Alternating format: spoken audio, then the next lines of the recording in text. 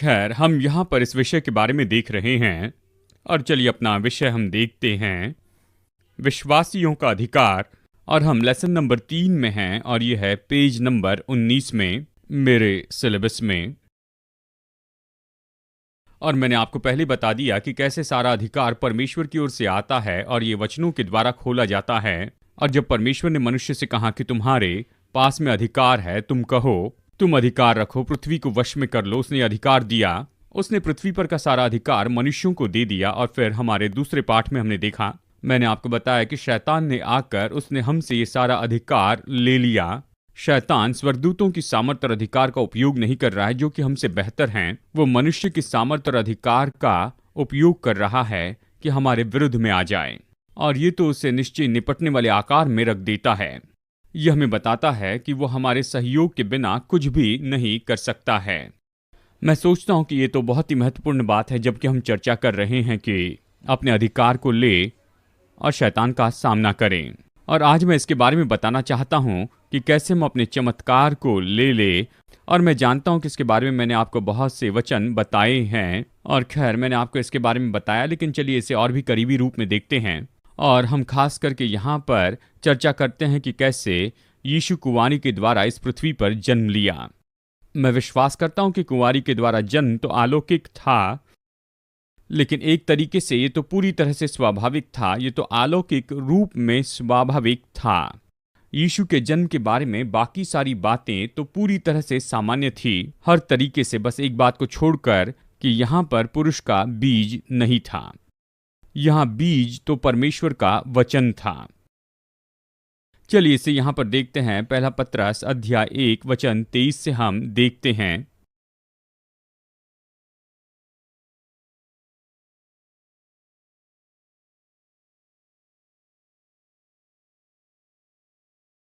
पहला पत्रस अध्याय 1 वचन 23 ये कहता है, क्योंकि तुमने नाशमान नहीं पर अविनाशी बीज से परमेश्वर के जीविते और सदा ठहरने वाले वचन के द्वारा नया जन्म पाया है।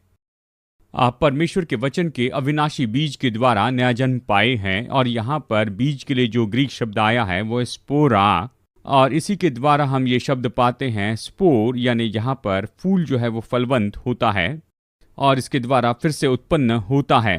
और स्पोरा ये शब्द स्पर्मा के कारण आता है और इसी से स्पर्म ये शब्द आता है। परमेश्वर का वचन तो स्पर्मा है, ये स्पर्म है, ये बीज है। और परमेश्वर के वचन के कारण मरियम गर्भवती हो गई।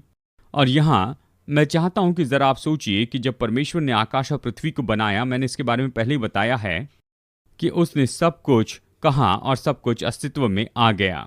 अगर आपके पास में समय है तो आप उत्पत्ति की किताब में जाकर सारी बातों को रेखांकित कीजिए। उत्पत्ति अध्याय 1 में जहाँ ये कहता है कि परमेश्वर ने कहा कि ज्योति हो जाए और ज्योति हो गई। और फिर परमेश्वर ने कहा कि जल एक जगह पर जमा हो जाए, सूखी भूमि प्रकट हो। और फिर परमेश्वर ने कहा कि पृथ्वी पेड़ पौधे और बीज लेकर आए। और उसके बाद परमेश्वर ने कहा आओ हम मनुष्य को अपने स्वरूप में बनाएं। परमेश्वर ने सब कुछ बनाया जिसे हम देख सकते हैं, जो कि शारीरिक है। ये वचनों से बनाया गया है। ये तो बहुत ही महत्वपूर्ण है। बहुत से लोग इस बात के बारे में नहीं समझते हैं, लेकिन यहाँ पर बाइबल इसके बारे में कहती है। और इसके बजाय कि हमें जो सिखाया गया उसे ले और इस तरह से हम सोचे और बाइबल को अलग तरीके से देखें, ये तो सोचने का बिल्कुल सही तरीका है। मैं जानता हूँ कई पीढ़ियाँ शब्दों के ऊपर उतना महत्व नहीं रखती हैं। यानी जानते, अगर आपने कोई कॉन्ट्रैक्ट किया है, कुछ तो भी लिखा है, उसका कोई भी अर्थ नहीं होता है। अगर आप वकील से बातें करें तो वो कहेगा ये सब तोड़ सकते हैं। जैसे किसी ने कहा कि ये क्या है, इसकी परिभाषा सच में क्या है। और लोग तो इन दिनों में कुछ भी कहते हैं, उनके लिए कोई शब्द का मायना नहीं होता है, वो सीधा झूठ बोलते हैं। ये भयानक है। बाइबल कहती है कि शब्द तो हमारे लिए बहुत ही महत्वपूर्ण है। मृत्यु और जीवन की सामर्थ्य जीभ में है। और परमेश्वर ने बनाया आपको और मुझे सब शारीरिक और स्वाभाविक तो केवल शब्दों के द्वारा बना है। इब्रानियों अध्याय 1 वचन 3 कहता है वो अपने सामर्थ्य के वचनों के द्वारा सारी चीजों को संभाले रहता है। पूरा संसार तो परमेश्वर के वचन की ईमानदारी के कारण ही आज स्थिर बना है। भजन 89 वचन 34 ये कहता है, मैं अपनी वाचा नहीं बदलूंगा और जो मेरे मुंह से निकला है उसे मैं कभी नहीं बदलूंगा। जब परमेश्वर कुछ कहता है तो वो वाचा है, और मैंने इसके बारे में बताया, इसका कारण है। और देखिए, जब परमेश्वर ने आदम और हवा से कहा तुम्हारे पास में अधिकार है, तुम राज्य करो, तो परमेश्वर सीधा नीचे आकर नहीं कह सकता था देखो मैंने ये नहीं सोचा था और उसे बदल दे। इसलिए वो अपने ही वचनों की ईमानदारी के कारण बंधा हुआ है, और इसलिए शब्द महत्वपूर्ण है। और उसने पहले मनुष्य को बनाने के लिए वचन का उपयोग किया। परमेश्वर ने कहा आओ हम मनुष्य को अपने स्वरूप और समानता में बनाएं और वो आकाश के पक्षियों और पृथ्वी के जंतुओं पर अधिकार रखें। परमेश्वर ने कहा और हम अस्तित्व में आए, और उसने आदम और हवा को बनाया और इस पृथ्वी पर का सारा अधिकार हमें दे दिया। अब परमेश्वर इस पृथ्वी पर के अधिकारी के रूप में जिम्मेदार नहीं रहा, और उसने इस पृथ्वी का सारा अधिकार मनुष्य को दे दिया। और मैं जानता हूं कि मैंने इस वचन के बारे में आपको बताया, ये भजन संहिता से है। भजन संहिता 115 वचन 15 या 16 कहता है कि आकाश या स्वर्ग तो परमेश्वर का है, लेकिन उसने पृथ्वी तो मनुष्य के हाथों में सौंप दी है। उसने इस पृथ्वी पर का अधिकार और राज्य तो हमें दे दिया। और इसलिए जब परमेश्वर ने पहले मनुष्य को बनाया तब परमेश्वर पूरा नियंत्रण कर रहा था, और उसने बस कहा और आदम का शरीर अस्तित्व में आ गया। लेकिन जब दूसरे आदम को बनाने की बात आई, ये शब्द यहाँ पर 1 कुरिन्थियों अध्याय 15 में उपयोग किया गया है। जब समय आया कि यीशु को बनाया जाए, वो तो अभी इस पृथ्वी पर पूरी तरह से सारी बातों पर अधिकार और राज्य नहीं कर सकता था, क्योंकि ये अधिकार और राज्य उसने मनुष्य को दिया था। इसका यही मतलब है कि आत्मा यानी परमेश्वर आत्मा है। यूहन्ना 4:24 कहता है, यानी वो नहीं कह सकता था कि जानते हैं कि मसीह आ जाए और उसे खोले और यीशु को इस पृथ्वी पर लेकर आ जाए। उसे लोगों की आत्माओं के साथ में बातें करना था, परमेश्वर आत्मा, और उसने लोगों की आत्माओं के साथ में बातें की और लोगों ने प्रत्युत्तर दिया और उन्होंने इन शब्दों को कहा था। क्या आप मेरी बात समझ रहे हैं? मैं जानता हूं ये किसी तरह से ज़्यादा टेक्निकल है और बहुत से लोग सोचना नहीं चाहते, केवल मनोरंजन चाहते हैं, प्रोत्साहित होना चाहते हैं, जोश पाना चाहते हैं। लेकिन ज़रूरी है कि कई बार हम अपने दिमाग का भी उपयोग करते जाएं। आमेन। और सोचें। और इसलिए परमेश्वर को कहकर यहाँ यीशु को अस्तित्व में लाना था, जैसे उसने कहा और आदम अस्तित्व में आ गया। लेकिन वो सीमित था, क्योंकि ऐसा कोई भी मनुष्य नहीं था जो कुछ कहना चाहिए केवल वही कहता हो। ये मुझे एक सवाल का जवाब देता है। मुझे पता नहीं कि आप ये सोच रहे हैं। मैं हमेशा ये सोचता था कि आदम के पतन के बाद परमेश्वर 4000 साल तक क्यों रुका रहा और उसके बाद में उसने यीशु को इस पृथ्वी पर लाया। देखिए कितने लोगों ने दुख उठाया, और इन लोगों के पास वो लाभ नहीं है जो कि हमारे पास में है।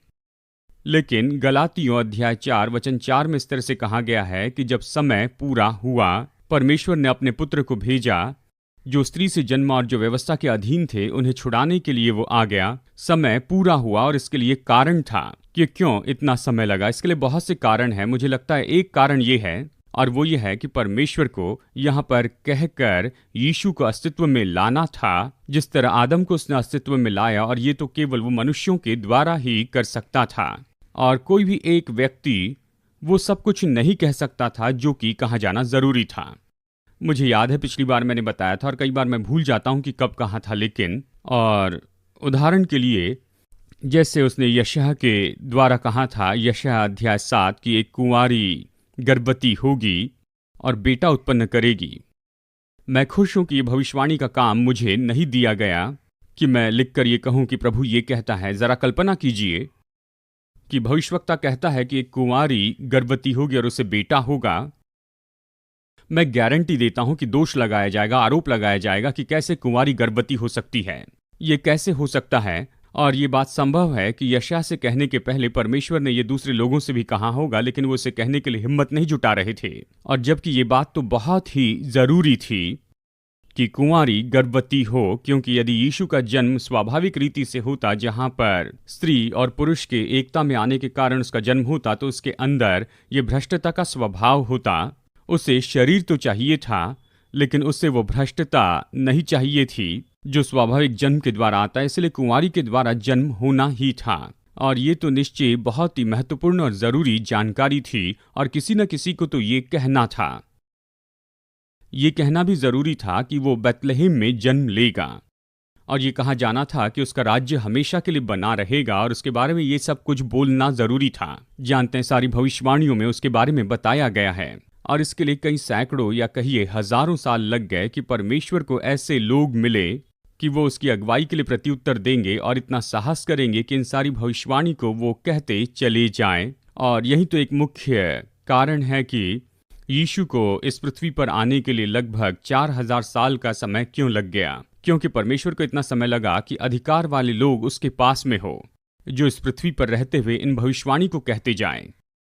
अब चलिए देखते हैं लूका से अध्याय 1 में, जहां पर स्वर्गदूत मिलने के लिए आता है, जिब्राइल मरियम से मिलता है।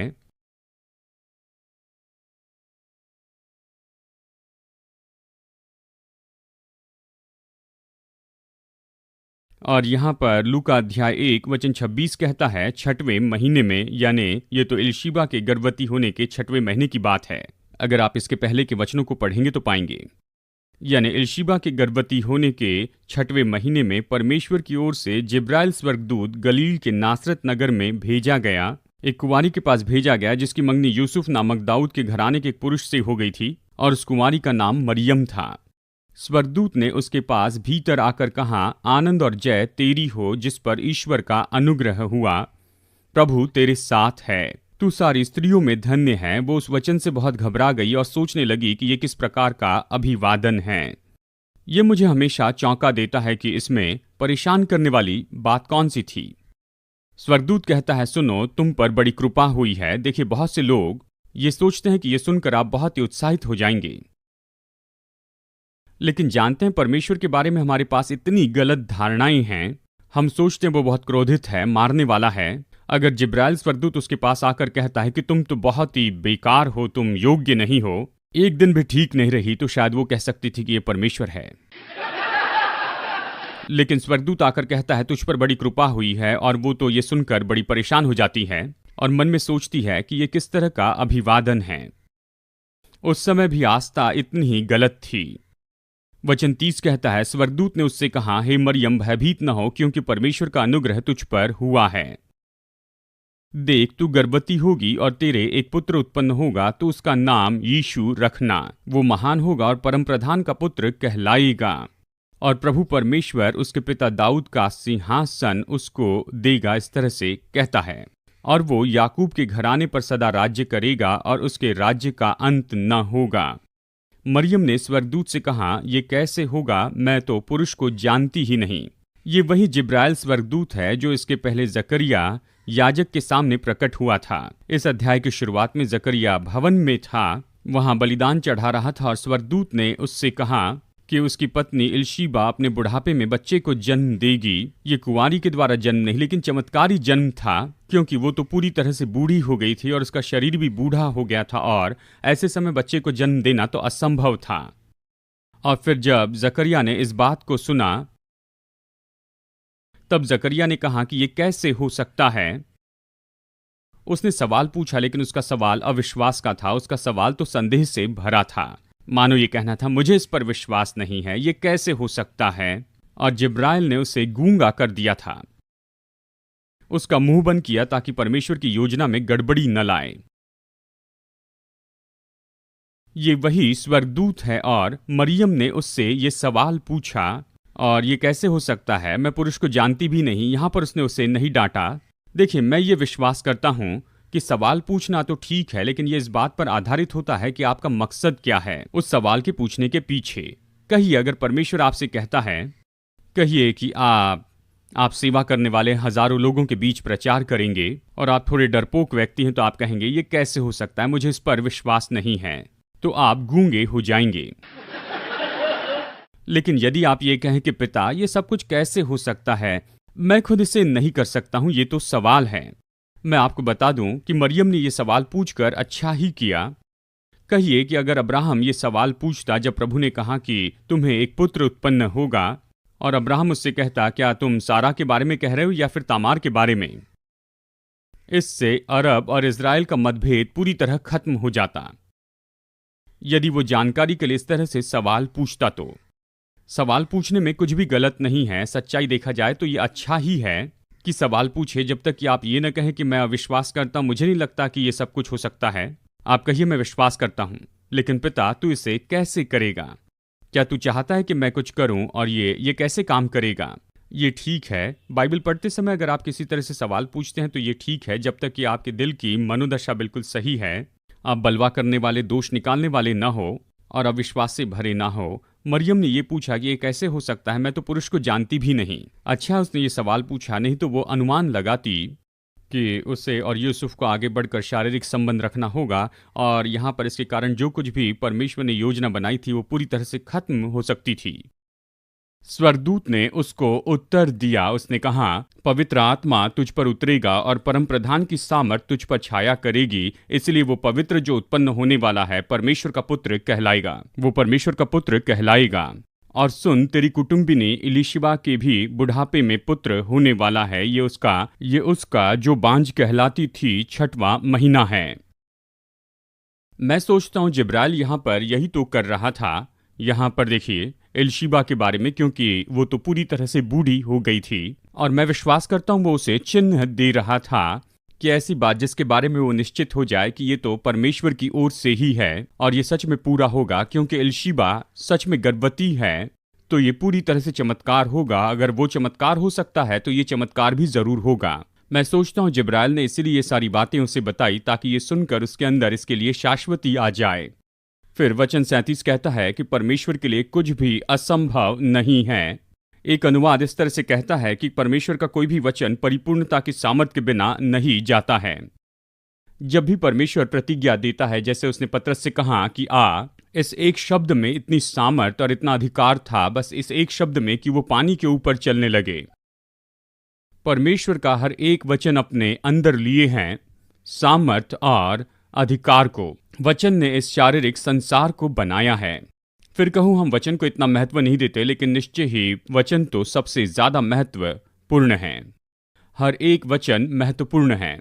और मैं बताऊं, परमेश्वर का कोई भी वचन ऐसा नहीं जिसमें परिपूर्णता की सामर्थ ना हो। और फिर मरियम ने कहा, देख मैं प्रभु की दासी हूं, मुझे तेरे वचन के अनुसार हो। मैं सोचता हूं यहां पर यही हुआ होगा। जिब्राइल ने उन सारी भविष्यवाणियों को लिया होगा। इतने 1000 सालों में यीशु के बारे में जो भविष्यवाणियां की गई थी वो ली होगी, और उसने मानो इन सारी भविष्यवाणियों को एक साथ जोड़ा, और परमेश्वर का ये सारा वचन जिसके अंदर में परिपूर्णता की सामर्थ है, ऐसा वचन, यानी उन वचनों में तो निश्चय अलौकिक सामर्थ है।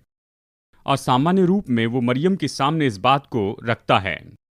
अगर किसी स्त्री के साथ में शारीरिक संबंध रखना है, उसकी सहमति के बिना अगर आप उसके साथ शारीरिक संबंध करते हैं तो ये रेप होता है। यीशु तो परमेश्वर की ओर से आने वाला था, और इसके बजाय कि परमेश्वर ये किसी से जबरदस्ती करवा ले, यहां पर स्वर्गदूत आता है और सामान्य रूप में उसके सामने इस बात को रखता है और मरियम से पूछता है क्या वो ये चाहेगी, और वो खुद को नम्र करते हुए कहती है, मैं प्रभु की दासी हूं, तेरे वचन के अनुसार ही हो। उसने वचन को स्वीकार किया और पवित्र आत्मा ने मरियम पर छाया की, और यीशु मसीह का जन्म तो पूरी तरह से स्वाभाविक था हर एक दृष्टिकोण से। बस एक बात अलग थी कि मनुष्य ने यहाँ पर बीज नहीं दिया, लेकिन परमेश्वर का वचन, और परमेश्वर ने यहाँ पर इस बीज का प्रयोजन किया, और ये सारी भविष्यवाणी मानो सच में मरियम के गर्भ में चली गई, और परमेश्वर का वचन वो बीज हो गया जिसके कारण यीशु उत्पन्न हो गया। और इसलिए आइए यहाँ पर देखते हैं यूहन्ना अध्याय 1 में। मेरी बात अगर आप समझ रहे हैं तो यहाँ पर ये जिस तरह से कहता है ये तो बहुत ही व्यवहारिक बात है। यूहन्ना अध्याय 1 वचन 1, आदि में वचन था और वचन परमेश्वर के साथ था और वचन परमेश्वर था, यही आदि में परमेश्वर के साथ था। और फिर आगे कहता है, मुझे लगता है ये वचन 14 में कहता है कि वचन देहधारी हो गया और उसने हम में डेरा किया। परमेश्वर ने यीशु को कहने के द्वारा अस्तित्व में लाया, इन सारे भविष्यवक्ताओं के द्वारा, और फिर पवित्र आत्मा ने इन वचनों को लिया जो कि परमेश्वर के मुंह से निकले थे, और इसके कारण मरियम गर्भवती हुई, और यीशु का कुंवारी के द्वारा जो जन्म होना था ये तो हर तरीके से स्वाभाविक था। बस एक बात इसमें अलग थी कि परमेश्वर का वचन ही था जिसके कारण मरियम वहां पर गर्भवती हुई थी। मतलब ये तो अद्भुत था। ये बताता है कि परमेश्वर को ये सब कुछ करने के लिए 4000 साल का समय क्यों लग गया। ये बताता है कि कैसे कोई कुंवारी गर्भवती हो सकती है। ये तो बिल्कुल वैसा ही है जैसे इन दिनों में स्त्रियां गर्भवती होती हैं। बस फर्क ये है कि इसमें पुरुष का बीज नहीं लेकिन वचन का बीज होता है, जिससे मरियम गर्भवती हो गई। और यहाँ पर ये एक बात है जो मैं आपको समझाना चाहता हूँ, चाहे आप इसे व्यवहारिक समझे या नहीं, लेकिन ये तो एक तरह से उपमा के शब्द में है। हम में से हर एक में, चाहे स्त्री हो पुरुष हो, आत्मिक गर्भ है और आप उसमें गर्भ धारण करते हैं परमेश्वर के वचन के साथ। परमेश्वर का वचन ही है जिसके कारण सच में यीशु मसीह का शारीरिक जन्म हुआ। और इसी तरह से हमें भी ये विचारधारा को लेना है कि आपको इस चमत्कार को धारण कर लेना है। परमेश्वर का वचन में धारण करने की सामर्थ होती है, और जब आप अपने दिल में परमेश्वर के वचन को ले लेते हैं तो आप उस चमत्कार को धारण कर लेते हैं। ये बहुत ही महत्वपूर्ण है। आशा है कि मैं आपको जो बताने की कोशिश कर रहा हूं उसे समझ रहे हैं। बहुत से लोग ऐसे नहीं सोचते हैं। बहुत से लोग सोचते हैं कि वो आएंगे और आप उनके सिर पर हाथ रखेंगे और प्रार्थना करेंगे और वो चंगे हो जाएंगे, उन्हें आर्थिक चमत्कार मिल जाएगा, वो अपनी निराशा और परेशानी पर जय पाएंगे। वो बस चाहते हैं कि आप प्रार्थना करें और इसे कर दिखाएं। अब देखिए, परमेश्वर ने इस तरह से नहीं चाहा था, बिल्कुल उसी तरह से जैसे कि बच्चे। खैर, मैं इसे पूरे विवरण के साथ में नहीं बताऊंगा। आशा है कि आप सब इन बातों को समझते हैं। ठीक है कि बच्चे ऐसे दुकान में नहीं मिलते हैं, और आप गर्भवती इसलिए नहीं होती क्योंकि किसी दूसरे गर्भवती के ग्लास में से आपने पानी पिया हो।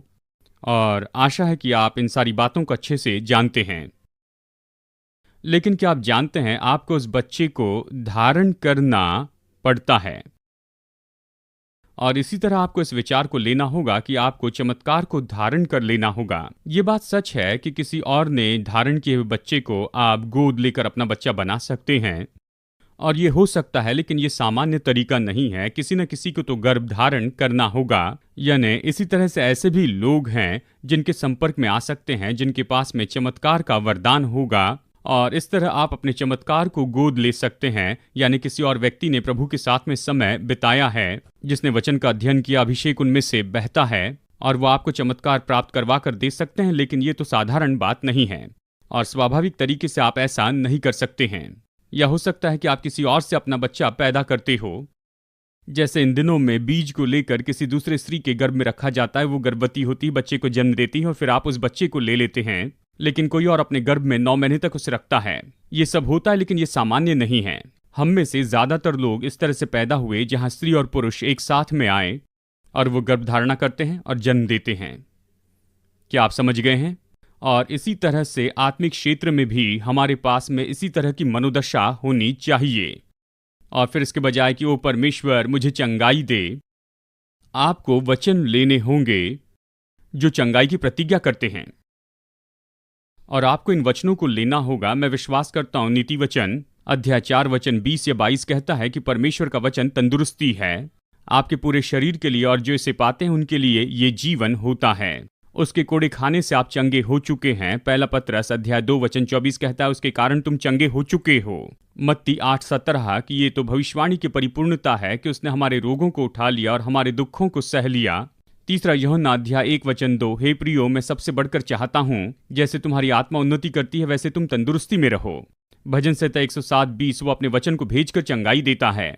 अगर आप चंगाई पाना चाहते हैं तो आप चंगाई के वचनों को लीजिए और आप उस वचन को अपने दिल में रख दीजिए और बूम आप धारण कर लेंगे।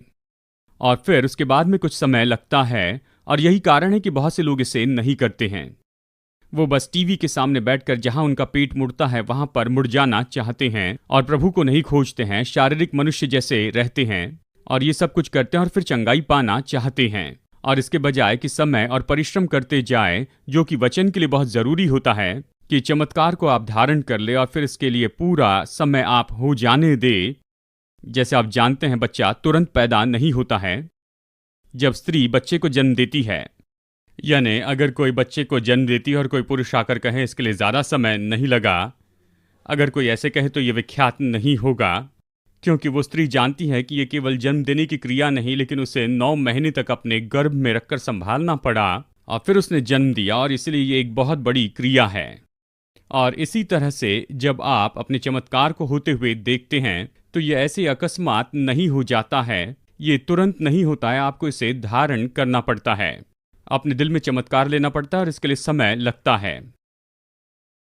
जानते हैं, जब मैंने धन के बारे में अपना पहला प्रकाशन पाया तो धन के बारे में मेरे पास केवल थोड़ा सा ही प्रकाशन था और उस समय मेरी उम्र कम थी।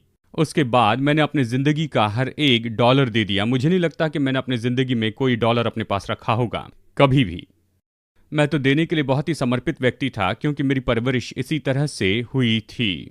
लेकिन मैं कुछ हद तक ही संपन्न हुआ था। और फिर 1996 की बात है, लगभग उसी समय में। लेकिन 1994 में मैंने इस बात को जाना कि हमारी सेवकाई एक अलग स्तर पर जा रही है, और मैंने जान लिया कि बहुत बड़ा विस्तार करना, और हमारे पास में पैसों की कमी थी और कई दशकों तक हम उससे लड़ते रहे। बिल लेने वाले हमारे पास में आया करते थे और कुछ लोग ताने मारते थे कि तुम विश्वासी लोग अपने बिल्स नहीं चुकाते हो, और बड़ी मुश्किलें थी।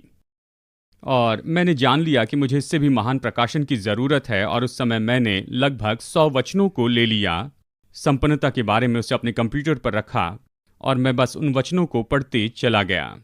मैं इन वचनों को पढ़ते और पढ़ते चला गया, इसका अध्ययन करते चला गया।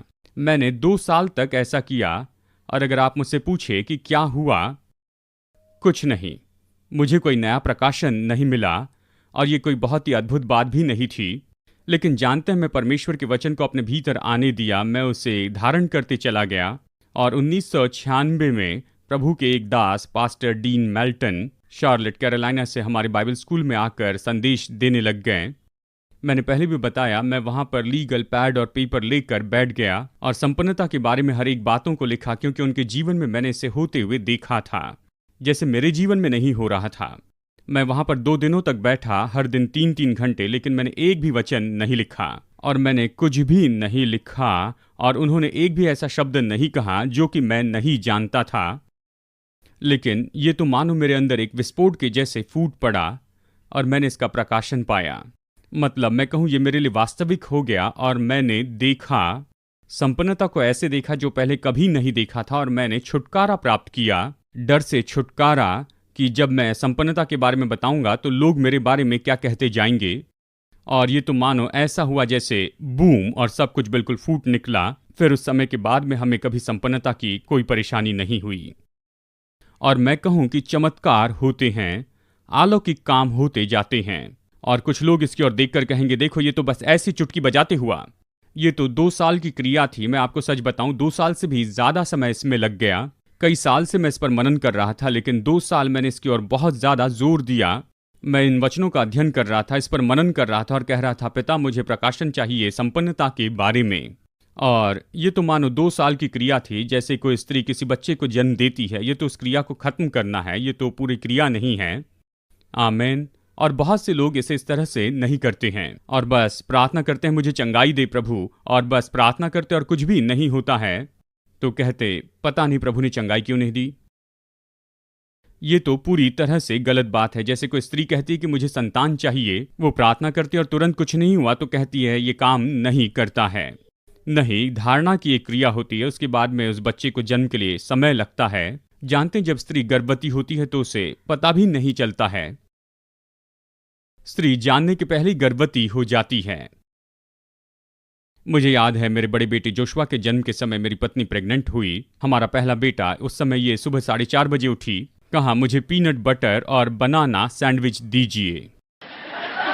मैंने पहली बार उसे ये सब कुछ मांगते हुए देखा, और मैंने उससे कहा कि तुम्हें क्या हो गया है, क्या तुम प्रेग्नेंट हो? और लगभग 1 या 2 हफ्तों में पता चल गया कि वो प्रेग्नेंट है। लेकिन जानते, ये पहली दर्शाने वाली बात थी। उसके जानने के पहले से ही वो प्रेग्नेंट हो चुकी थी। जब स्त्री गर्भवती होती है तो वो जानती है कि वो गर्भवती है। वो बता सकती है कि भीतर में कुछ हो रहा है, और कोई नहीं बता सकता है, वो दिखा नहीं सकती। देखिए, इसी तरह से शायद ऐसा समय हो जब आप वचन लेते हैं और ऐसा लगता है कि कुछ भी नहीं हो रहा है।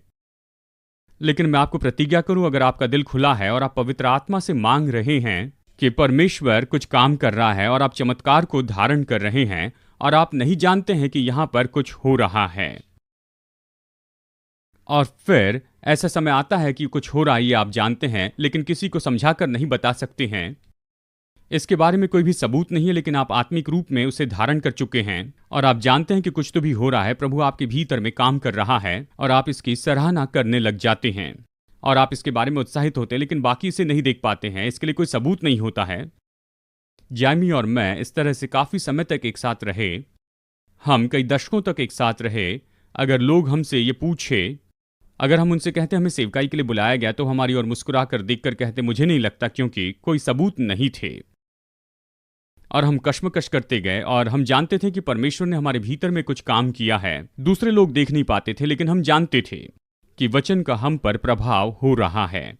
और जब स्त्री इस तरह से दिखाती है कि वो तो गर्भवती है, और सभी लोग उसके पास आकर ये कहते हैं अभी जन्म देने के लिए कितना समय बाकी है, देखो कितना बढ़ गया है, और जानते हैं आगे जाकर सभी लोग इसे देख सकते हैं, और आप भी इसी क्रिया में से होकर जाते हैं। आपको पता नहीं होता है कि वचन आप में काम कर रहा है, आप जानते हैं कि कुछ हो रहा है और दूसरे लोग शायद उसे देखने न पाए, लेकिन ऐसा समय आता है जहां पर दूसरे लोग भी ये बता सकते हैं कि तुम अपने चमत्कार को पाने पर हो। वो देख सकते हैं आपके जीवन में परमेश्वर की सामर्थ को, और यहां पर यह धारणा होती है, और आपको अपने चमत्कार को इस पूरे समय में लेकर जाना है।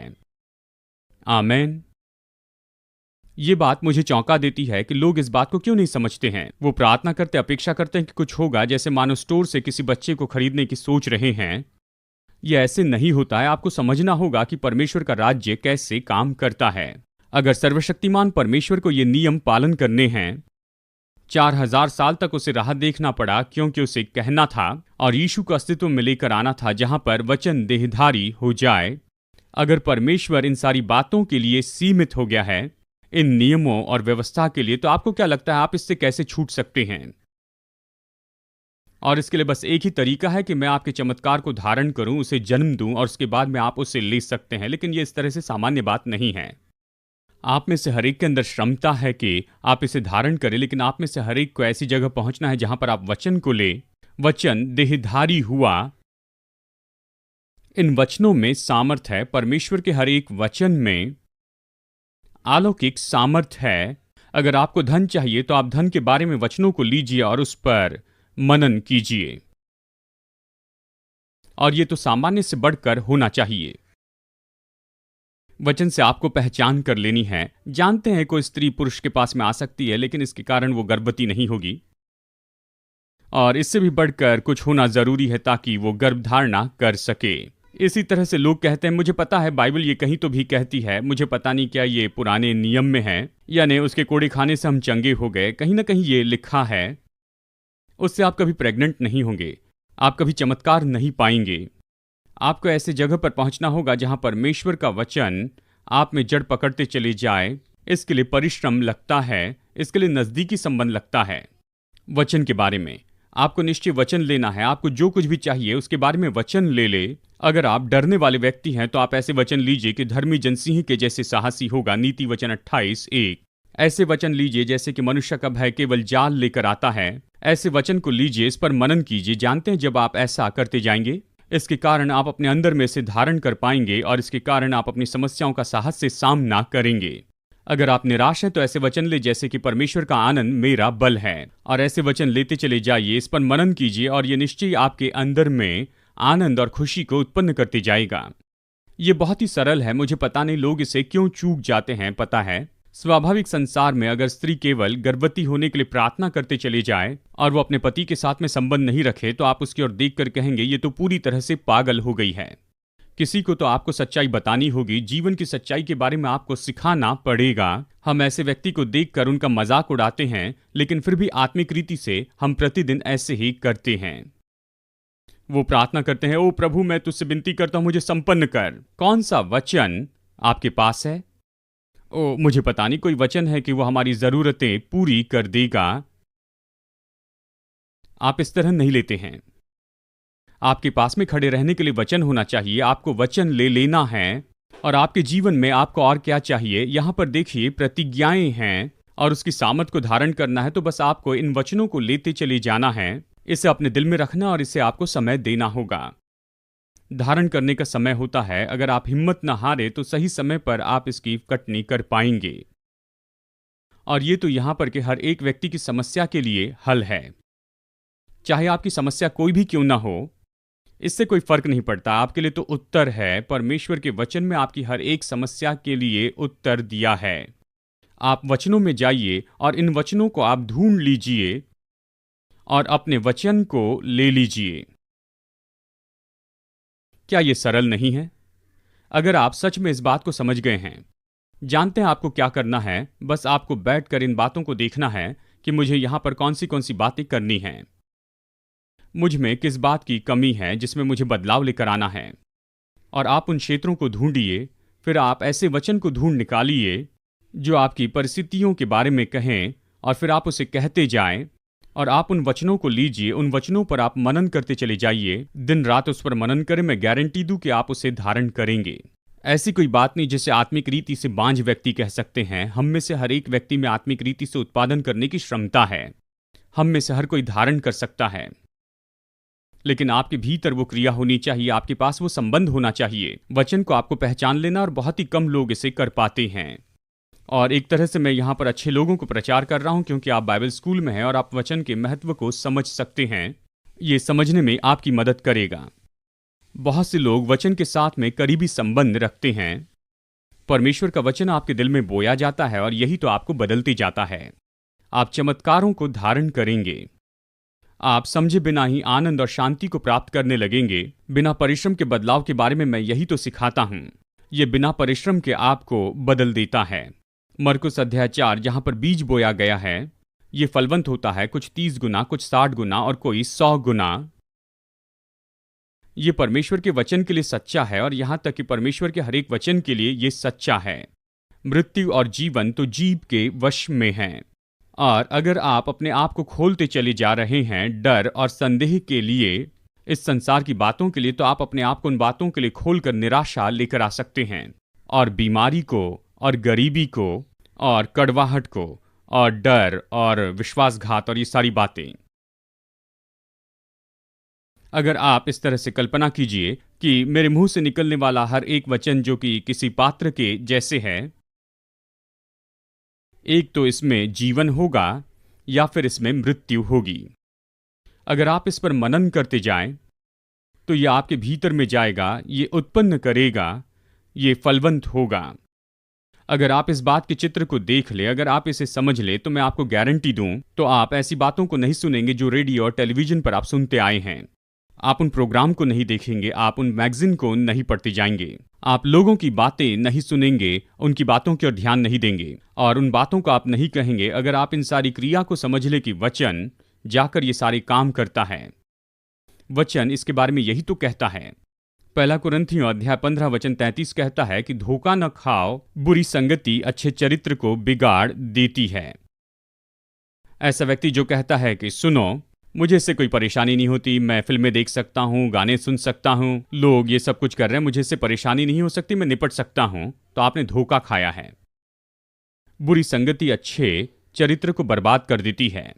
बाकी कुछ ना हो, लेकिन फिर भी आप बुराई के लिए नम हो जाते हैं। आप उसके साथ इतने समय रहे कि उससे नफरत नहीं करते हैं, और यह आपके लिए साधारण सी बात हो जाती है, और यह आपके लिए कोई बड़ी बात नहीं होती है। परमेश्वर जिस बातों से परेशान होता है, उससे हम भी होते हैं। परमेश्वर कभी ऐसा ना होने दे कि हम पाप के इतने आदी हो जाए कि संसार के इस पाप से हमें बिल्कुल कोई परेशानी ना हो। अगर आप ये सोचते हैं कि बुराई के आसपास में रहना और बुराई को सुनना और देखना इससे आप भ्रष्ट नहीं होते, तो आपने धोखा खाया। हर एक बात, यानी हर एक शब्द जो आप अपने मुंह से कहते हैं, और हर एक बात जो आप अपने कानों से सुनते हैं, वो जीवन या फिर मृत्यु है। कुछ लोग संगीत सुनते हैं, आप संगीत के स्टाइल को पसंद करते हैं, लेकिन शब्दों को नहीं पसंद करते। कहते हैं कंट्री या वेस्टर्न है, और वो गा रहे हैं कि शराब पिए और बस यहाँ वहाँ लुढ़कते गिरते जाएं, पत्नी और बच्चे को और कुत्तों को मारते जाएं, और जिंदगी में सब कुछ बुरा हो रहा है, और बस आपको चिल्लाते और चीखते चले जाना है, और ये सब उसमें है। आपको संगीत पसंद है, इसलिए शब्दों को अनदेखा कर रहे हैं। ये मूर्खता है। सीधा कहने के लिए मुझे माफ कीजिए, लेकिन ये मूर्खता है। बुरी संगति अच्छे चरित्र को बिगाड़ देती है। कुछ लोगों को रैप म्यूजिक पसंद है, वो कहते हैं कि इन लोगों को मारते जाएं, और जानते हैं मुझे रैप बहुत ही पसंद है। ये मूर्खता है।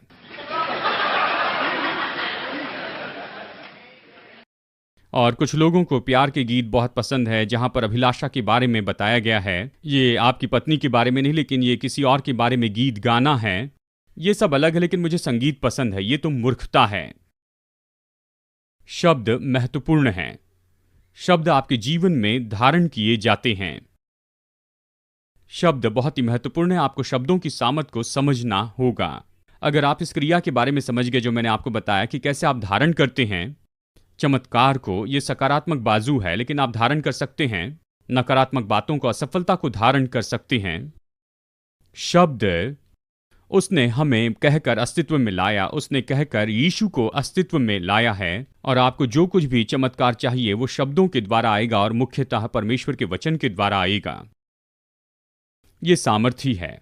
आप समझ सकते हैं ये आपके जीवन में बहुत बड़े फर्क को लेकर आएगा और आप परमेश्वर के वचन को प्राथमिकता देंगे। प्रभु न करे कि परमेश्वर के वचन में यहां पर मेरे लिए प्रतिज्ञाएं हैं और मैं इसे स्वीकार नहीं करता।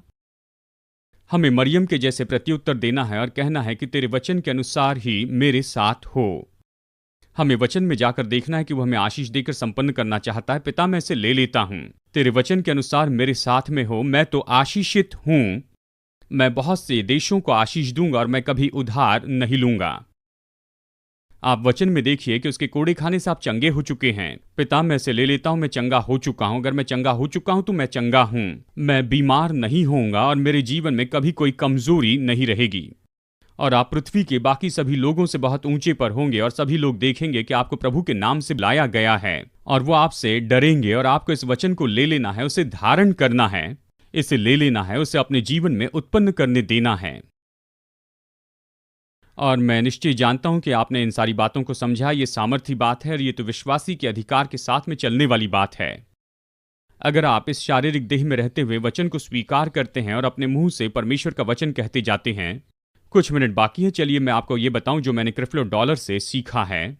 मैंने ये सुना, हाल ही में मैंने उन्हें ये कहते हुए सुना। यह है नीति वचन अध्याय 3 से। क्या मैंने आपको ये बताया है? शायद नाइट स्कूल में बताया होगा, लेकिन चलिए देखते हैं। नीति वचन अध्याय 3 वचन 1। हे मेरे पुत्र, मेरी शिक्षा को न भूलना, अपने हृदय में मेरी आज्ञाओं को रखे रहना, क्योंकि ऐसा करने से तेरी आयु बढ़ेगी और तू अधिक कुशल से रहेगा। कृपा और सच्चाई तुझसे अलग न होने पाए, वरन उनको अपने गले का हार बनाना और अपने हृदय रूपी पटिया पर लिखना। हृदय पर लिखना तो आप दिल पर कैसे लिख सकते हैं? वचन को कैसे लिख सकते हैं? यहां पर इस जगह को थामे रहें और चलिए देखते हैं भजन 45 में से वचन 1। मेरा हृदय एक सुंदर विषय की उमंग से उमड़ रहा है। जो बात मैंने राजा के विषय रची है उसको सुनता हूं। मेरी जीभ निपुण लेखक की लेखनी बनी है। जानते हैं दिल पर आप कैसे लिखते हैं? आप उसे कहते हैं आपकी जीभ वो लेखनी है, निपुण लेखक की लेखनी। आप इसे अपने दिल पर लिखते हैं केवल परमेश्वर के वचन बोलने के द्वारा। मैंने कहा यह बहुत ही अद्भुत है। मैंने इन दोनों वचनों को पहले देखा था लेकिन कभी एक साथ नहीं जोड़ा। आप इसी तरह से इन बातों को अपने दिल पर लिख सकते हैं, इसे धारण कर सकते हैं। जानबूझकर आप इसे अपने दिल में रख सकते हैं। केवल एक ही तरीका है कि अपने मुंह से प्रभु का वचन बोलते जाएं।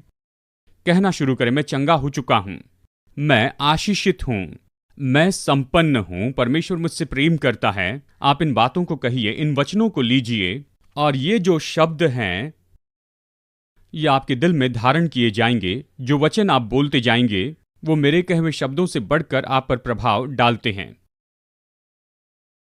आप दूसरों से बढ़कर अपने शब्दों पर भरोसा रखते हैं। आपको परमेश्वर का वचन कहना और इन बातों को अपने दिल पर लिखते जाना है। आमीन। 1 मिनट से कम समय, अगर कोई कुछ पूछना चाहता है तो पूछिए। मेरा सवाल बस यही है कि क्या हमें परमेश्वर के वचन को हमेशा कहते चले जाना होगा? क्या सारी बातों में कहना बहुत ही महत्वपूर्ण बात है? मुझे नहीं लगता कि वचन हमेशा केवल बोलने के बारे में कहता है, क्योंकि वचन ये भी कहता है कि मेरे मनन पर ध्यान कर, मेरे मनन की ओर अपना ध्यान लगा। मनन महत्वपूर्ण है, लेकिन जब आप इसे कहते हैं तो ये और भी मजबूत हो जाता है। वचन कहता है किसी विचार को कहते हुए नहीं लेना। मत्ती अध्याय 6, अगर आपने उसे कहा है तो उसे ले लिया है। मैं तो ये कहूंगा कि ये महत्वपूर्ण है, लेकिन मैं ये नहीं कहूंगा कि ये बहुत ही जरूरी है या केवल यही एक मार्ग है जिससे ये होगा। मैं कहूंगा ये बहुत ही महत्वपूर्ण है, बहुत बहुत महत्वपूर्ण है।